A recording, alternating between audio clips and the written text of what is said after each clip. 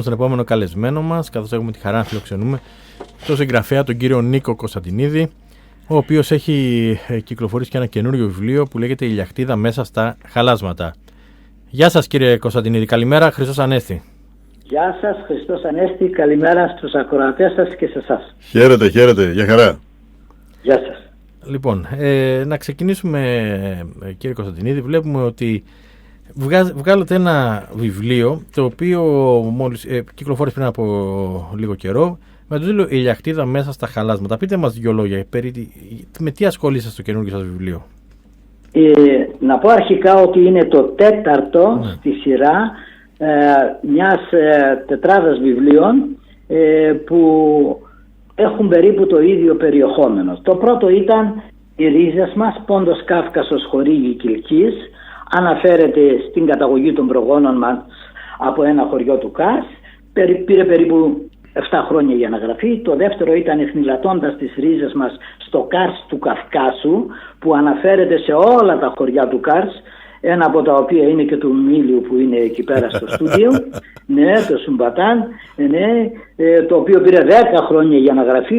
Ενδεχομένως ο Εμίλιος τα ξέρει τα βιβλία, γι' αυτό κάνω αναφορά.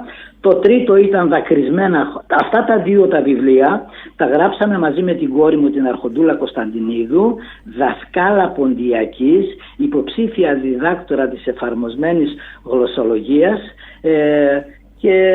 Το μήλο κάτω από τη μιλιά θα πέσει. Και αν δεν πέσει από τη μιλιά θα πέσει δίπλα στην αφαδιά.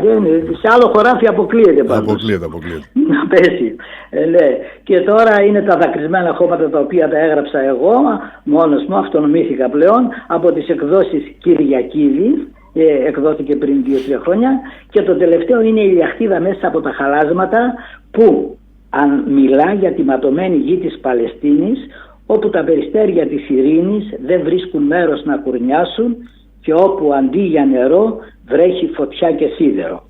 Στον πυρήνα του βιβλίου βρίσκονται 4 αδέρφια, 2 αγόρια και 2 κορίτσια, μέλη μιας εύπορης χριστιανικής οικογένειας από τη Ραμάλα, για να θυμόμαστε και τον Αραφάτ, που μπαίνουν στον δρόμο της προσφυγιάς αποκομμένα το ένα από το άλλο.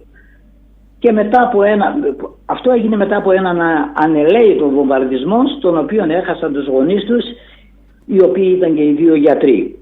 Με αφετηρία λοιπόν τα γκρεμίσματα του πολέμου μπήκε στον δρόμο της προσφυγιάς η Χανάν, σε μια πορεία ανάμεσα στο φως και το σκοτάδι, στην αναβροχιά και στην πόρα, στον πόνο και στη χαρά. Η Χανάν ήταν η μικρότερη από τα αδέρφια τότε και ήταν μόλις 12 ετών. 4 λοιπόν ανέλικα αδέρφια από τη Ραμάλα, στολικαβιές της ζωής τους, βγαλμένα μέσα από τα χαλάσματα του πολέμου, αναζητούν μια γωνιά γης για να ζήσουν. 4 αδερφικές ψυχές στου φυγεμού τη στράτα, να ψάχνει η μία την άλλη απεγνωσμένα ανάμεσα στις αντίθετες όψεις της ζωής. Όπως ακριβώς τις περιγράφει και ο Όμηρος με τις λέξεις «δακρυό εν γελάσασα» στο πρόσωπο της Ανδρομάχης όταν αποχαιρετά τον Έκτορα για να πάει να μονομαχήσει με τον Αχιλλέα και ξέρει ότι θα χάσει. Από τη μια δηλαδή η πίκρα του αποχωρισμού από τον άντρα της και από την άλλη η χαρά της γιατί κρατά στην αγκαλιά της το γιο της τον αστιάνεκτα. Όλη η ζωή είναι μια πορεία ανάμεσα σε γέλιο και σε δάκρυ. Άλλωστε δεν υπάρχει τίποτα στη γη που να μην έχει μέσα του ψυχή και να μην δακρύζει. Επειδή τώρα, φίλε Νίκο, επίτρεψέ μου, εγώ θα παρακάμψω τον τηλεοπτικό καθοσπρεπισμό ή το ραδιοφωνικό καθοσπρεπισμό και θα απευθύνομαι στον ενικό μαζί σου και επιθυμώ και εσύ να πράττεις το ίδιο. Προτιμώ τον ενικό, προτιμώ το όνομα, γιατί μέσα στη λέξη όνομα ως πρώτο συνθετικό είναι το «ον». Το «ον» δίνει αξία στο όνομα. Οι τίτλοι, οι επίκτητοι, και δεν μου αρέσει και η λέξη κύριος να σε πω. Δηλαδή σε μια εξαρτημένη κοινωνία κανείς δεν είναι κύριος του εαυτού του. Στο είπα εγώ, Ανδρέα, είναι ανατρεπτικός, είναι εξαιρετικά γνώστης και της αρχαίας λόγιας διάστασης. Μπορεί να σου αναλύσει ετυμολογικά όλες τις λέξεις. Ο Νίκος είναι εξαιρετικός, μια πηγή γνώσης κυριολεκτικά. Εγώ επιθυμώ το βιβλίο το τελευταίο, αντιλαμβάνομαι ότι είναι το συναίσθημα που βγαίνει προς τα έξω, ο πλούσιος κόσμος ο δικός σου που μπορεί να περιγράψει μέσα από τα χαλάσματα την ελπίδα που μπορεί να αναγεννηθεί. Τα πρώτα βιβλία χρειαζόταν και κάποια έρευνα. για να τα γραφτούν. Μεγάλη έρευνα, Εμίλη, μεγάλη έρευνα, γιατί δεν υπήρχε δηλαδή σχετική έρευνα στην οποία μπορούσε να πατήσει και να προχωρήσει. Σωστό, ό,τι έχει γραφεί ήταν από μερικούς της πρώτης γενιάς και μετά ένα κενό. Μάλιστα. Άρα υπήρχε μια μεγάλη προσπάθεια από την πλευρά σου να βρεθείς να μιλήσεις με ανθρώπους της πρώτης γενιάς. Πρόλαβες αρκετούς δηλαδή? Πρόλαβα αρκετούς. Το τελευταίο γράμμα το πήρα από έναν 97χρονο από την αναγέννηση Σερών, και όταν τον ρώτησα «Επορείς και γράψα?» Λέει, εγώ γράφτα και στείλωσα, και μου το έστειλε, το έγραψε ο ίδιος. Δηλαδή από το πρώτο το βιβλίο που ξεκίνησε τότε το 2001, αρκετοί έχουν ήδη πεθάνει. Εγώ πήρα συνέντευξη από άνθρωπο που έχτισε το δρόμο του Κάρς, από το Κάρς μέχρι το Αρταχάν. Δούλευε ο ίδιος εργάτης και λέει κάθε 5 χιλιόμετρα κάναμε και μία στάση. Δηλαδή αυτός όλος ο πλούτος ο ανθρώπινος έχει χαθεί. Το ευτύχημα με τα βιβλία αυτά είναι ότι στηρίζονται σε συνεντεύξεις της πρώτης γενιάς. Και αυτό τα δίνει είναι ντοκουμέντα. Βέβαια, είχε γίνει κάποτε, Νίκο, νομίζω το θυμάσαι, και μια προσπάθεια στο Δήμο Καλαμαριάς να καταγραφούν τέτοιες απόψεις. Είχε ξεκινήσει, είχε μετέχει και ο Φωκίωνος Φουντουκίδης, και εγώ κάποια στιγμή εκεί όταν ήμασταν με τον Αΐμνο στο Θρασίβουλο του Λαζαρίδη, το Αρχείο Προσφυγικού Ελληνισμού, με καταγραφές έτσι, πρώτα ραδιοφωνικές, αποτύπωμα δηλαδή σε κασέτα, σε κασετοφωνάκια. Δεν γνωρίζω αν αυτό έχει ψηφιοποιηθεί και αν έχει. Σίγουρα έχουν χαθεί όλοι αυτοί η πρώτη γενιά που είχε και μέσα της και την προσμονή της επιστροφής. Έτσι, αυτό είναι σίγουρο. Η πρώτη γενιά. Ακριβώς.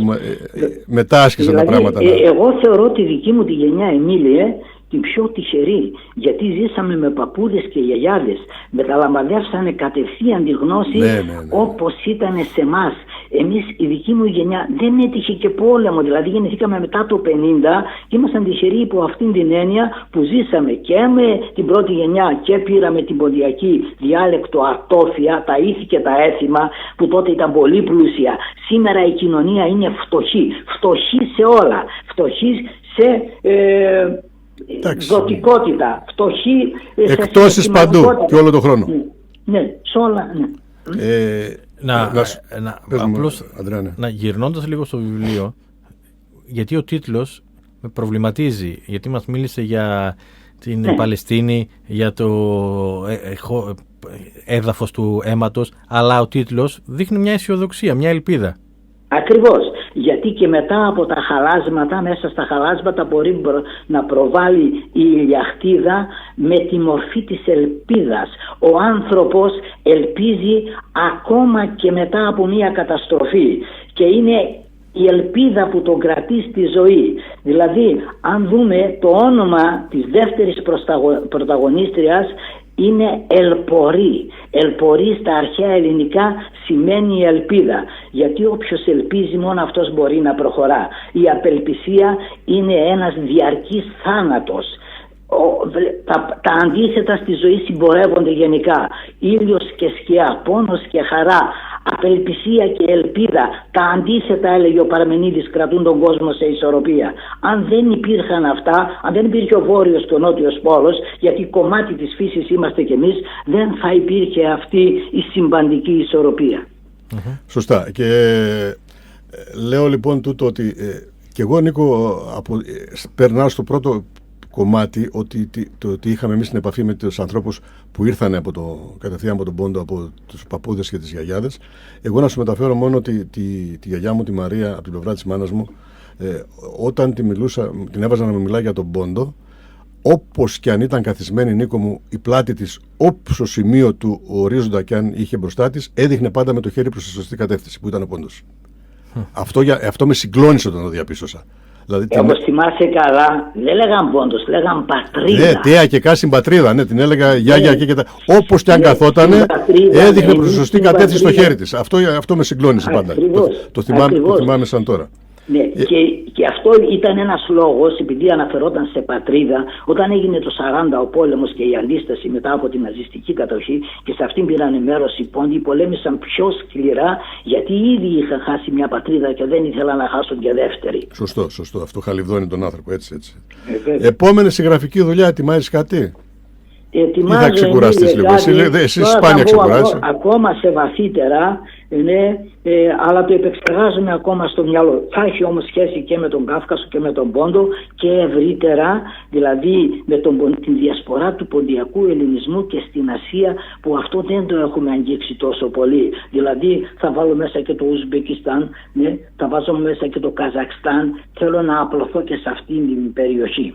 Όλο αυτό είναι και λίγο πολύ έξοδο, Βρενικό μου, έτσι δεν είναι? Τώρα πρέπει να βρεις αρχεία, ίσως και να ταξιδέψεις.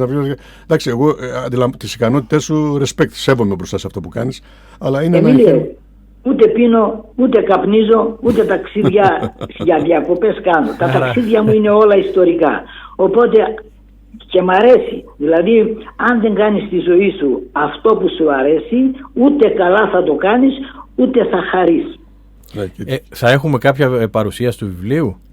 Το βιβλίο, το Δακρυσμένα χώματα, η Λιαχτήρα μέσα από τα χαλάσματα, παρουσιάστηκε 3 του μήνα στην Εύξηνο Λέσχη Θεσσαλονίκης. Το πάνελ ήταν και δική σας. Ήταν ο Παντελής ο Σαββίδης, ήταν ο Παναγιώτης ο Χανός και ήταν και ο Γιώργος ο Λισαρίδης. Και πάλι και ο Φόρης ο Πεταλίδης ήταν ο συντονιστής. Δηλαδή, όπως βλέπεις, εγώ με τη δικιά σας την τηλεόραση, επειδή τη θεωρώ και δικιά μας. Και γενικότερα τη δημοσιογραφία. Και γενικότερα τη δημοσιογραφία ανταμωθήκαμε και σε στήλες εφημερίδων. Το θεωρώ πολύ σημαντικό να επικοινωνώ με αυτούς τους ανθρώπους. Μάλιστα. Να ευχηθούμε καλό τάξιδο και να αναμένουμε και τα επόμενα μελλοντικά πονήματα.